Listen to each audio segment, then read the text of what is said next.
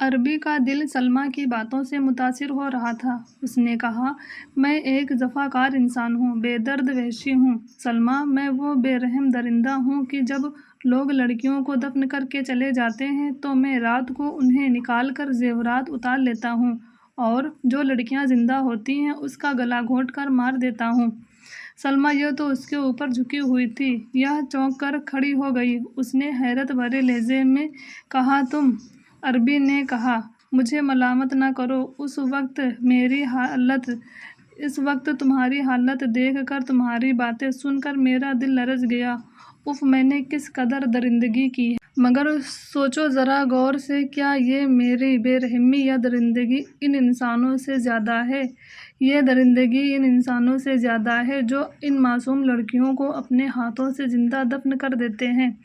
سلمیٰ، میرا دل، میرا ضمیر مجھے ملامت کرتا ہے۔ تم کیوں مجھے ملامت کرتی ہو؟ اب میں انسان بنوں گا۔ آہ، جن ماؤں کی گودوں سے لڑکیاں چھین لی جاتی ہیں، غم و قلق کے وفوں سے ان کی کیا حالت ہوتی ہوگی۔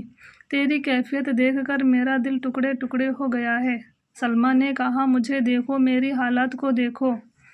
آہ، عربی نے کہا، سلمیٰ تم خوش قسمت ہو، جمیلہ زندہ ہے۔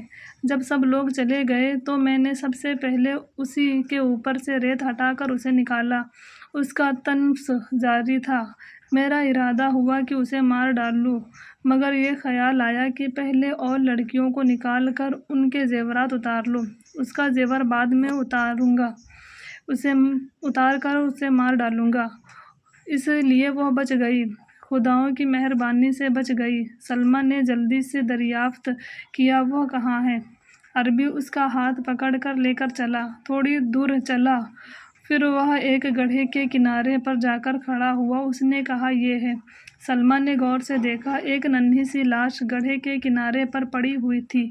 سلمیٰ بے اختیار اس کے اوپر جھک گئی۔ اس نے اسے اپنے آغوش میں لے کر کہا، جمیلہ، میری جمیلہ۔ کچھ اندھیرا تھا، کچھ لاش ریت سے اٹی ہوئی تھی، کچھ سلمیٰ کی آنکھوں میں آنسو بھرے ہوئے تھے۔ وہ پہچان نہ سکی، اس کے اوپر جھک گئی، خاک آلودہ سرد چہرے کے بوسے لینے لگی اور عربی ننھی سی لاش کے گردے جھاڑنے لگا۔ غمزدہ سلمیٰ نے جمیلہ کو اپنی گود میں لے لیا، سینے سے لگایا۔ اس نے خیال بھی نہ کیا کہ جمیلہ ریت سے اٹی ہوئی ہے، تنفس ٹھیک نہیں ہے، سانس مشکل سے آ رہی ہے۔ وہ برابر اسے پیار کرتی اور اس کے گردے آلودہ سر کے بوسے لیتی رہی۔ عربی البتہ جمیلہ کے اوپر سے ریت ہٹاتا رہا، سر اور چہرہ صاف کر کے، جبکہ دامن سے ہوا دیتا رہا۔ جب دیر ہو گئی اور سلمیٰ جمیلہ کو خوب پیار کر چکی تو اس نے کہا، بیٹی جمیلہ، آنکھیں کھولو، دیکھو تمہاری بد نصیب ماں تمہارے پاس آئی ہے۔ جمیلہ پر غشی طاری تھی، وہ بے ہوش و حرکت سلمیٰ کی گود میں پڑی تھی۔ عربی نے کہا، سلمیٰ، ابھی تک جمیلہ بے ہوش ہے، پہلے اسے ہوش میں آنے دو۔ اب سلمیٰ نے بھی دوپٹے کے آنچل سے ہوا دینا شروع کی۔ دیر تک عربی اور وہ ہوا دیتے رہے لیکن جمیلہ کو ہوش نہ آیا۔ اب سلمیٰ کو فکر ہوا۔ اس نے عربی سے مخاطب ہو کر کہا، مائے ابن کیا جمیلہ مجھے داغ مفارقت دے جائے گی؟ عربی خود حیران تھا۔ اس نے کہا، اپنے خداؤں سے مہربانی کی التجا کرو۔ غریب سلمیٰ نے سمجھ لیا کہ جمیلہ کے بچنے کی امید نہیں۔ اسے کمال رنج ہوا، اگرچہ وہ عربی کو نہ جانتی تھی، اس کے نام سے بھی واقف نہ تھی۔ وہ ایک غیر شخص تھا، مگر اس نے سلمیٰ سے اظہار ہمدردی کیا تھا۔ جو شخص کسی عورت کے ساتھ ہمدردی کرتا ہے، عورت کے دل میں اس کی عزت اور اس کی محبت پیدا ہو جاتی ہے۔ سلمیٰ کے دل میں بھی عربی کی عزت اور محبت پیدا ہو گئی تھی۔ وہ اسے اپنا بھائی سمجھنے لگی تھی۔ وہ اس کے کندھے پر جھک گئی اور روتے ہوئے بولی، آہ، بچاؤ، میری جمیلہ کو بچاؤ، میری نور دیدہ کو بچاؤ، اس کے بغیر میں زندہ نہیں رہ سکتی۔ عربی سلمیٰ کی اس گفتگو سے سخت متاثر ہوا۔ اس نے دل وحی کے طور پر کہا، سلمیٰ، استقلال سے کام لو، مایوس نہ ہو جاؤ۔ جمیلہ دیر تک ریت میں دبی رہی ہے، اس لیے بے ہوش ہے۔ ایسا معلوم ہوتا ہے کہ اس کے اوپر اس قدر ریت نہیں پڑا جو ہوا کی آمد رفت روک دیتا۔ اگر ہوا اس تک نہ پہنچتی تو یہ فوراً ہی مر جاتی۔ اب اس کے مرنے کا اندیشہ نہیں ہے۔ اگر کہیں سے پانی مل جائے تو اس کے چہرے پر چھینٹے دینے سے اسے جلد ہی ہوش آ جاتا۔ سلمیٰ نے کہا، یہاں پانی کہاں ہے؟ پانی تو مکہ میں ہی مل سکتا ہے۔ عربی نے کہا، مشکل یہ ہے کہ مکے میں جا نہیں سکتا کیونکہ وہاں اکثر لوگ میرے دشمن ہیں۔ اگر کسی نے دیکھ لیا تو فوراً مار ڈالیں گے۔ سلمیٰ نے قطعی کلام کر کے کہا، اچھا تم یہاں جمیلہ کے پاس رہو، میں مکے میں جا کر پانی لاتی ہوں۔ عربی نے کہا، نہ تمہارے حواس درست ہیں اور نہ تم اپنے قابو میں ہو۔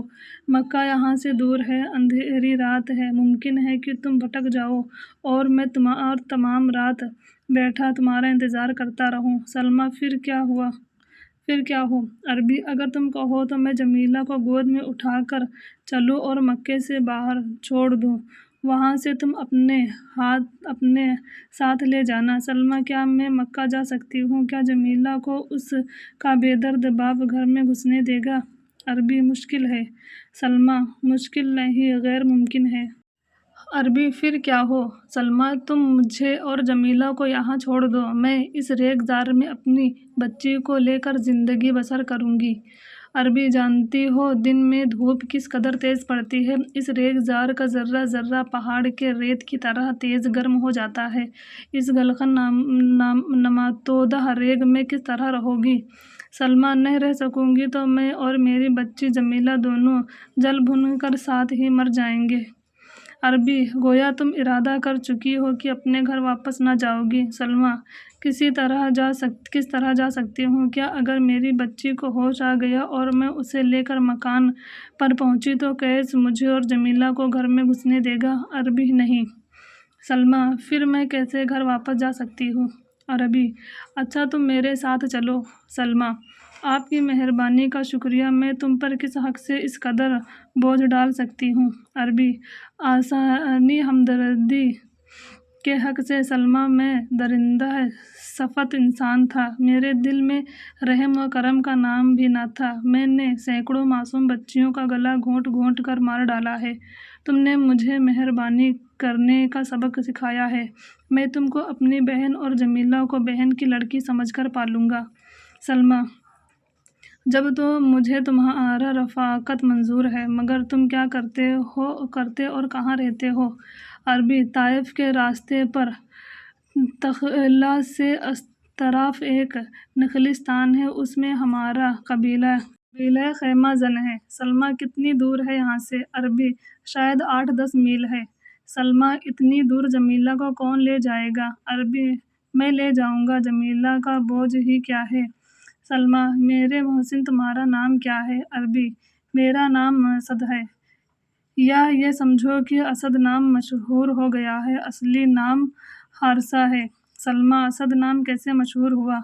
حارثہ، اس لیے کہ ہمارے قبیلے میں مجھ سے زیادہ بہادر کوئی نہیں ہے، ہمارا قبیلہ بنی بکر کی ایک شاخ ہے، قبیلہ قعطان ہمارا مخالف ہے، ایک مرتبہ اس قبیلے نے ہم پر طاقت کی تھی، تنہا میں نے اس کے 20 آدمی قتل کر دیے تھے، اس وقت سے میرا نام اسد مشہور ہو گیا۔ سلمیٰ، مگر بنی بکر تو خانہ بدوش قبیلہ ہے۔ حارثہ، ہاں، ہم لوگ کبھی ایک جگہ جم کر نہیں رہتے، اگر خانہ بدوشی کی زندگی پسند ہو تو میرے ساتھ چلو۔ سلمیٰ، ضرور چلوں گی۔ اچھا تم جمیلہ کو اٹھا لو۔ حارثہ نے بے ہوش جمیلہ کو اٹھا کر گود میں لیا۔ سلمیٰ اٹھی اور دونوں طائف کی طرف روانہ ہوئے۔ حارثہ نہایت تنومند شخص تھا، اسے جمیلہ کا بوجھ پھول کا گلدستہ معلوم ہوا، وہ اسے گود میں لے کر بے تکلیف چلنے لگا، سلمیٰ اس کے پیچھے روانہ ہوئی۔ رات کمال اندھیری تھی، ستاروں کی چمک ریگزار کے ذروں پر پڑ کر اس قدر اجالا کیے ہوئے تھی کہ صرف راستہ نظر آ رہا تھا، ریت کا سفید سمندر ایک طرف کوہ نور اور غار حرا پر جا کر ختم ہو گیا تھا، مگر دوسری طرف حد نگاہ تک پھیلا ہوا تھا، ریت کے سفید تودے چمکتے نظر آ رہے تھے، ہوا کے خوشگوار جھونکے چل رہے تھے، دن بھر تپنے والا ریت اس وقت ٹھنڈا ہو کر فرحت بخش بن گیا تھا۔ یہ دونوں 4-5 میل ہی چلے تھے کہ باہ باہ کی آواز آنے لگی۔ حارثہ نے کہا، سلمیٰ، شاید کوئی قافلہ آ رہا ہے۔ سلمیٰ نے کہا، بے شک یہ خدخواہوں کی آوازیں ہیں، شاید یہ قافلہ مکہ جا رہا ہے۔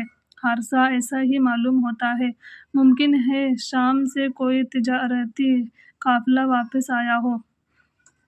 سلمیٰ، آپ نے ٹھیک سمجھا، مکہ میں اس قافلے کی آمد کی خبر کی روز سے گرم تھی۔ یہ قریش والوں کا قافلہ ہے۔ حارثہ، آؤ ہم راستے سے ایک طرف ہٹ جائیں، اگر قافلے والوں کی ہم پر نظر پڑے گی تو وہ ٹوکیں گے۔ سلمیٰ، نہ صرف ٹوکیں گے بلکہ واپس مکہ لے جانے کی کوشش کریں گے۔ حارثہ، آؤ تو اس سامنے والے بلند توحوں کے پیچھے چھپ جاتے ہیں، جب قافلہ نکل جائے گا تب چلیں گے۔ دونوں تیز قدمی سے چل کر ریت کے پہاڑ نما تودے کے پیچھے چھپ گئے۔ حارثہ نے جمیلہ کو ریت پر لٹا دیا۔ جمیلہ اب تک بے ہوش تھی۔ تھوڑی دیر میں اونٹوں کی آمد شروع ہوئی۔ اونٹ پر سامان بھرا تھا۔ ایک لمبی قطار میں اونٹ ایک دوسرے کے پیچھے اپنی مخصوص رفتار سے آہستہ آہستہ جگالی کرتے چلے آ رہے تھے۔ کچھ سواران پیدل چل رہے تھے اور کچھ اونٹوں پر بیٹھے تھے۔ کچھ لوگ گھوڑے پر سوار تھے۔ قافلہ دور تک پھیلا ہوا تھا۔ بڑی دیر میں سب سے آخر اونٹ آیا۔ جب قافلہ دور نکل گیا تو حارثہ نے جمیلہ کو اٹھایا اور چلا۔ سلمیٰ بھی چلی۔ دونوں ساری رات چلتے رہے۔ صبح صادق کے وقت ایک نخلستان کے سامنے پہنچے۔ یہ نخلستان کسی قدر وسیع تھا۔ دور تک کھجور کے درخت کھڑے تھے۔ نسیم صحرائی درختوں کے ساتھ اٹکھیلیاں کر رہی تھی۔ نخلستان کے اندر بہت سے خیمے نصب تھے۔ چونکہ اب صبح ہو گئی تھی اس لیے ہر چیز صاف نظر آنے لگی تھی۔ سلمیٰ نے خیموں کو دیکھا۔ تمام خیمے کھالوں کے تھے۔ لوگ خیموں کے سامنے کمبل بچھائے سو رہے تھے۔ یہ دونوں نہایت آہستگی سے ایک خیمے پر پہنچے۔ حارثہ نے جمیلہ کو سبزہ پر لٹا دیا اور خیمے کے اندر گھس کر ایک کمبل نکال لایا۔ کمبل بچھا کر جمیلہ کو لٹایا اور لکڑی کا پیالہ پانی سے لبریز کر کے لے آیا۔ اس نے جمیلہ کے منہ پر